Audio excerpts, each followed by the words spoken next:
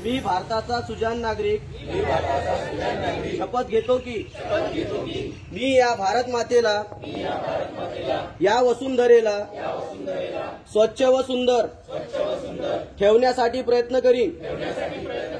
या वसुंधरेला या पर्यावरणाला माझ्यापासून कोणतीही हानी होणार नाही याची दक्षता घेईन। मी या देशाला सुजलाम सुफलाम करण्यासाठी कटिबद्ध राहील व माझ्याकडून पर्यावरणाला त्रास होईल असे कोणतेही काम मी करणार नाही।